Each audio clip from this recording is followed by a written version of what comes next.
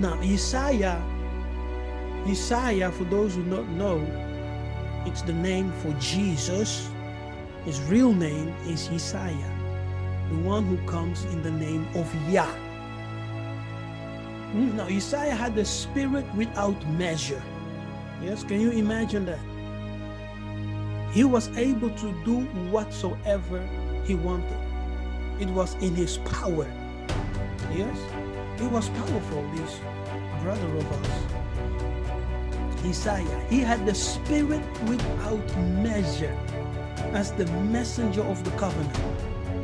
Yiseka'yah is the messenger of the covenant. And he operated with the spirit without measure. It means that his anointing had no limit. Okay? No, none. So he operated in the fullness of the Spirit.